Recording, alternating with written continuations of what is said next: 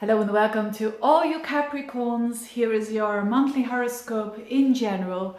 So not individual tailor-made horoscopes, but in general for Capricorn for the month of July of 2020. So take what resonates with you, right? You are the captain of your ship, and I don't have to tell that to a Capricorn, do I? Ruled by Saturn. Again, a very significant month for you, Capricorns. This is going to be a month of a lot of events, an eclipse in your sign. That will be the last one for now and for a long time. Mercury going direct in your opposite sign, Mars in Aries. So these are all things that are happening in cardinal signs, and you are a cardinal sign, so very significant for you.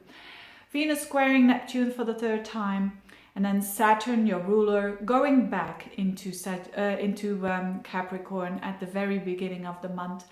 So quite a lot to talk about, but let's start with the eclipse. So the eclipse is belongs to the Saros family, full north, and is about blockages and illusions. Now, this eclipse is super significant for you, but it's a bit old news that I'm saying here, because it's the last one in a series of many eclipses that happened. Especially the ones that have a sun or a moon or an ascendant around 13 degrees of Capricorn will feel it the most. And that are the Capricorns that are born between like the 2nd of January up until the 6th, the 7th of January. They will feel it the most, but every Capricorn, as I said, is going to feel it. And what is this all about? This is the same old that I've been talking about, this moon in your sign, together now also again with Saturn, Pluto, Jupiter, the South Node, technically not, but it's all about letting go of an old part of you. It's a lot about letting go of you as a personality, as parts of you that are no longer serving you, and because you need to change and you need to adjust towards, new relationships coming in. I'll give you an example that I've seen many times with this energy here is, for instance, a young man becomes a father. And he's got all these eclipses going on there, depending on the houses, of course, a personal horoscope. But this is a lot about letting go of the old you that always was a bit selfish, or, you're putting yourself first, and then turning into a dad that, of course, you need to take in consideration another little human being there, and you need to change. And you are changing whether you like it or not. It can be something like that as well. It's not all about, I have to lose my whole personality or something like that. No, it's a shift because someone else is involved as well, quite often. Not always, but mostly. Because another person is involved as well. And where you put your focus on, basically. So the focus is indeed on other connections, on how to connect with others and connect deeper, connect more. Your goal is for the Capricorns in July is connecting on a deeper level with people, connecting on a more fulfilling emotional level. And you can only do that when all parts of you, they need to go, that are not working anymore. All paradigms that you have about yourself, they need to go. And it demands some sort of vulnerability.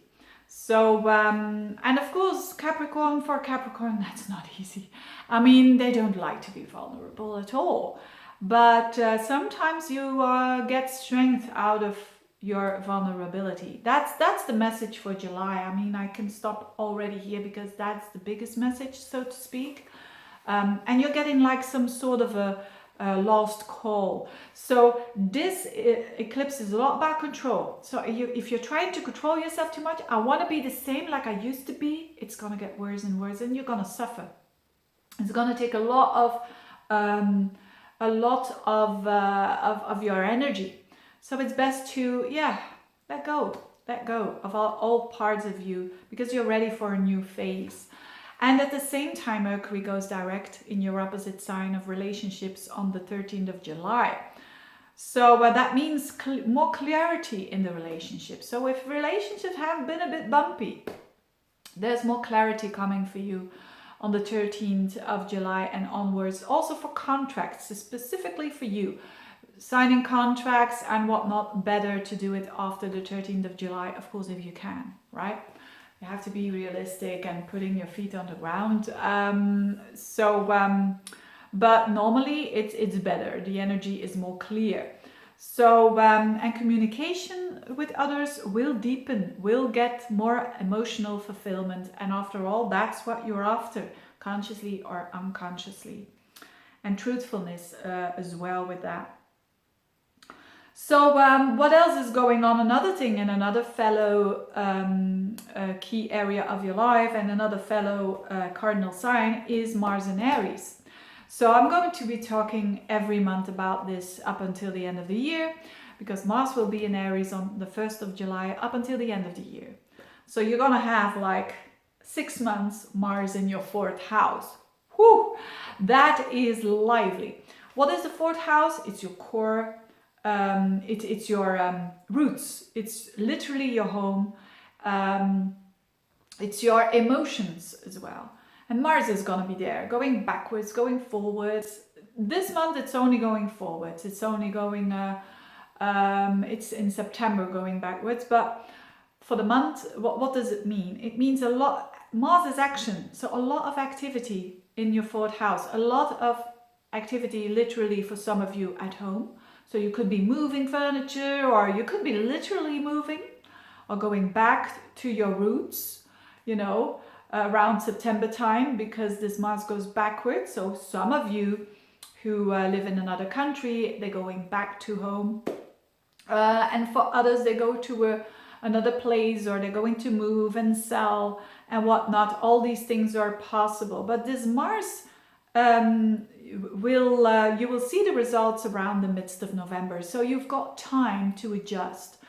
For some of you, it's about renovations that will take that time up until the midst of November when you see the results. And for others, it will have to do nothing with literally a home, but more on an emotional level.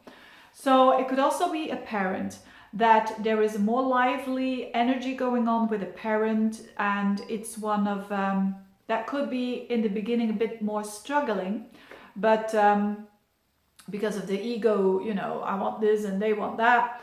But finally, around the midst of November, the relationship should be shifted. So there could be a change in a relationship with a parent. It's one to improve for sure, but that won't happen with some delays and restrictions and so on.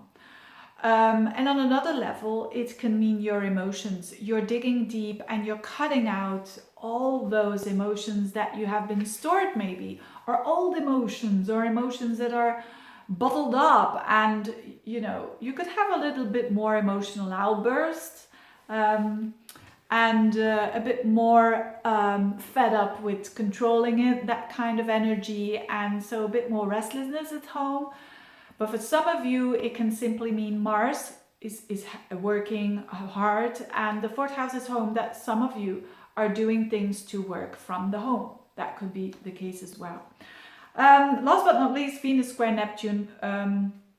For the 3rd time, the last 2 weeks of the month, especially last week of the month, you've got Venus there in your 6th house of your day-to-day work, your day-to-day routines, your health, squaring up to Neptune in the 3rd house.